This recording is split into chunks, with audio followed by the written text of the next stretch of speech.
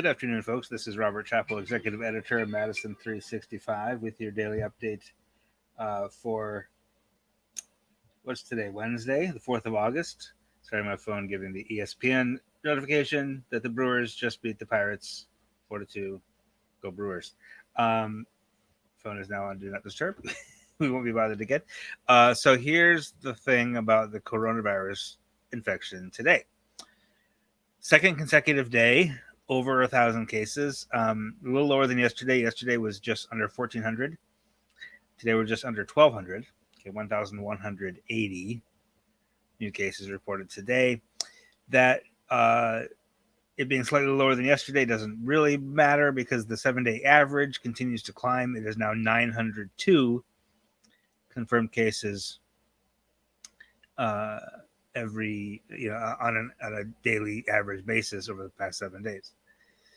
That's the highest that's been since trying to see here. Looks like sort of early February was the last time it was higher than 900. On the other side of this big spike chart here that we see for the last year and a half, we are about, in terms of average cases per day, we're about where we were in early September of last year, right when things really started to go bad. It got to 900, and then it very quickly was within a couple of weeks was over 2,000. Now the a couple other numbers to give you today: the positive test rate, which you never want to look at one number in isolation. But the single most important number, really, when you want to look at the overall picture, is the percentage of positive tests, because that takes into account the amount of testing. This is the first day in a month almost. Yeah, first day in a month that this has not risen. Right? Am I right? I'm just looking at this. It's been on the rise basically every day for a month. And a month ago, it started at 1.2, right? On July 2nd. Now it is 7.2. Yesterday was also 7.2. So 2 days in a row, it did not go up. It has been rising.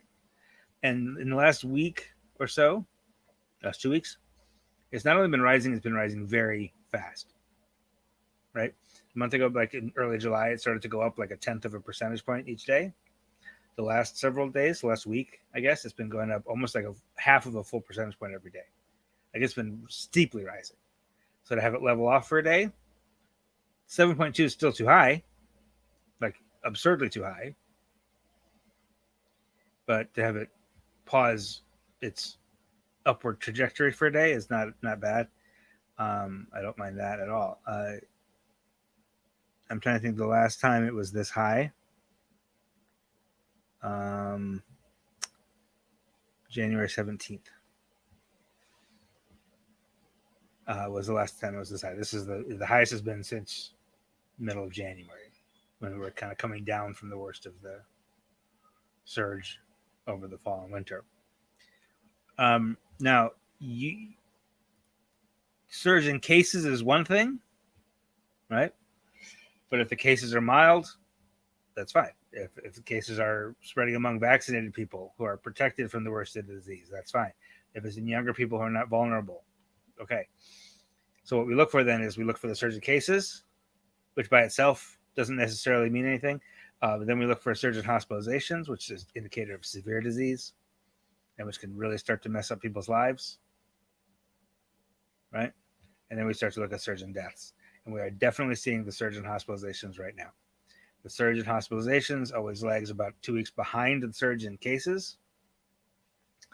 Today, we have 353 people hospitalized. That's not enough to really overburden the healthcare system, right? We're not at that point yet. We're not building field hospitals yet, anything like that.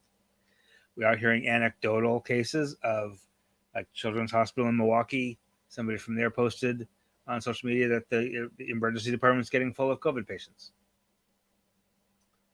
They're getting to the point of urban Milwaukee of getting to that point again, we're going to have to start reprioritizing things and stuff, because we know also that a COVID case takes about as much resources and staff as 3 regular patients. Right? It's just extra level of care that's necessary in terms of, the PPE and the containment measures and all of that, in addition to just caring for the patient. Right? So any increase there is a big problem. That 353 is 12 more than yesterday, so that's a slight jump from yesterday, but it's a big jump from a week ago. It's 80. It's 158 more than a week ago, which is an 81% increase. Okay, our hospitalist population has increased 81% in the past 7 days. That's a surge. By any stretch, that is a surge. Right now, deaths, we were down to 1 death per day. Right. So, Bobby, I see your comment there. I'm going to get to that in a second because your point is good. But I want to talk about death numbers. We were down to 1 death per day, so that if we had a similar like 80% increase in deaths, it would only go up to 2 per day, right? And that's where we are now. We're 2 per day. We have 3 confirmed deaths on August 3rd, which was yesterday, which is, this date is always delayed by a day, which puts our daily average for the past 7 days at 2 per day. So that's an increase. It's hard to tell if that's a big increase yet, because you go from 1 to 2. It feels like it's 100% increase, but it's only 1 more. We'll keep an eye on that, because if that continues to mirror, if 2 weeks from now that mirrors the increase in hospitalizations, we could be at 10 or 15 deaths per day really quickly. We won't know that. We won't see that increase really until middle of September at least, just because the disease takes 3 or 4 weeks to cause a fatality, to kill somebody, and then it takes another couple of weeks for that death to be reported into the state data. Right, so we won't know about the deaths for a little while, but we will keep an eye on them anyway. Now, Bobby makes the point. I'm afraid these numbers are meaningless. I had to spend a half hour looking for a COVID test and couldn't find any appointment within 3 days. The switch from testing to vaccines and the closing Light Energy Center, the site, means it's very difficult to find a test. That is true. I'm curious. And this is in Dane County. Assuming the number of cases are lots higher than recorded. I'm not sure that's the case. It is true that you should be able to find it should be easier than that to find a test. You should be able to walk in any Walgreens or CVS and get a test. That's what we were told yesterday by the mayor. You can call public health. Like it doesn't require an appointment. It shouldn't require an appointment. It shouldn't be your healthcare provider necessarily at this point. You should be able to get tests wherever much easier than that. But that said, far fewer people are being tested right now, and the people who are being tested are more likely to test positive, because we don't have the Long Island Energy Center where just everybody can just go there and get tested, and everybody is going to get tested. The people who are getting tested are people who know they've been exposed, and people who are feeling symptoms.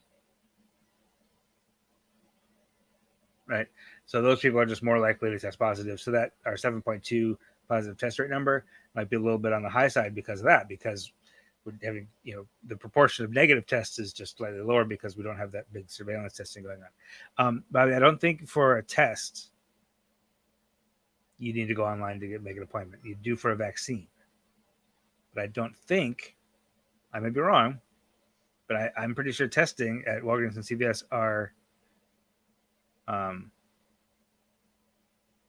of walk-in, right? If I'm wrong about that, let me know. But that's definitely the impression I got, that tests are pretty easy to get still, that you don't need to go online and make an appointment. I'm serious. If I'm wrong about that, somebody correct me in the comments. but the overall point though is correct that there's just less testing happening. Okay, they say you need to go online for a test. That's unfortunate. It should be easier than that, but in any case, there's just much less testing happening now than there was a year ago. And I would imagine that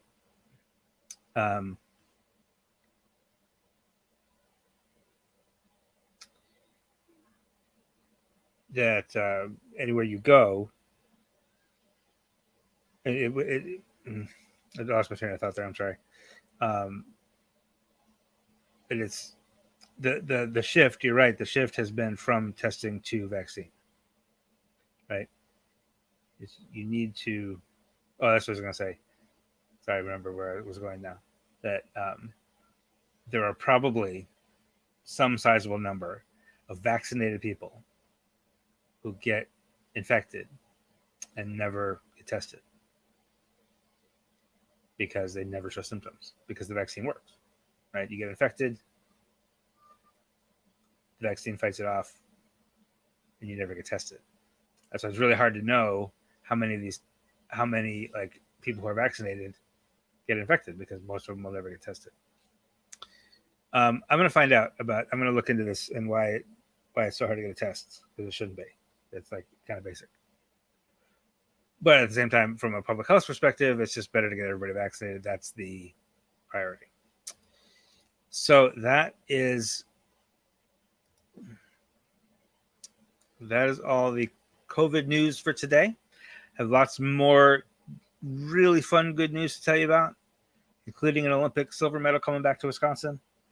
If you stick with me, give me 30 seconds. We have a message from our sponsor, Madison College. Don't scroll away. I'll be right back. And if you think of any other questions on the COVID stuff or anything else, drop them in the comments. We'll get to them. We'll be right back right after this. I wasn't sure if it was the right time. Then I heard about the College Try. You take classes for 7 days, see if it works for you. No obligation, no worries. I kept going. I'm so glad I did. I wanted to do online classes, but I didn't have a computer. Then Madison College hooked me up. You can borrow a college laptop and a Wi-Fi hotspot. Seriously. My dad always says, give it the old college try. For real, give Madison College the college try. Try Madison College risk-free for 7 days. No commitment. Just try it. Like a free trial for college. Like, why wouldn't you? Why wouldn't you? Why wouldn't you? Okay, now on the website this morning at Madison365.org, there's a new Jamaican restaurant in town. It's not really a restaurant yet. It's M&J Jamaican Kitchen. They're serving traditional Jamaican food, jerk chicken, jerk tofu, fried plantains, all the good stuff at some farmers markets around town. And then they're going to be at the Sessions at McPike Park this weekend. Marie, I gotta get her name right. Sorry. She's been working in the restaurant. You know, she's been cooking in kitchens and like just Danette Joseph. For over 20 years, and is just now starting her own Jamaican restaurant from her heritage. She's from Jamaica. She's been in Madison for 20 years, and is they're buying a food cart pretty soon, so you get to see them around town. So if you're at the Sessions at McPike Park this weekend, stop by and enjoy some Jamaican food. Mackenzie Crum has that profile, Madison365.org right now. The Black Progress Center for Black Women is moving, or has moved, from Fitchburg to downtown Madison. They're now on the Capitol Square at 30 West Mifflin Street. We've got some fantastic photos of their new space. Angelica Usury has the story on their move and what it means to try to sort of diversify downtown Madison, which is often a rather, inaccessible kind of space for Black and brown folks. So again, that's an important story. It's at Madison365.org. This is Kenny Banderick. Grew up in Rice Lake, Wisconsin. Had 7 state track titles and a couple of National Junior College Athletic Association championships in the 200 and the 400. And now he's an Olympic medalist. He beat his teammate Noah Lyles. Noah Lyles was the favorite in the 200. Andre DeGrasse of Canada won the gold. And and Kenny Banderick was right behind him in 1968, 19.68 seconds. That's his personal best to take home the silver. Noah Lyles brings home the bronze. Big day for Rice Lake, Wisconsin. And finally today, the Sugar Maple Festival is this weekend. This is a festival of traditional American music, and will feature lots of cool acts from around Wisconsin, including Sister Strings, Milwaukee native sister duo made up of Shantae and Monique Ross, play the violin and the cello. They will perform at the 18th annual Sugar Maple Music Festival this weekend, Friday and Saturday, August 6th and 7th, at Lunny Lake Farm County Park, just south of Madison. All right, that is what I have for you for today. If you appreciate this type of news and being informed about the COVID situation, and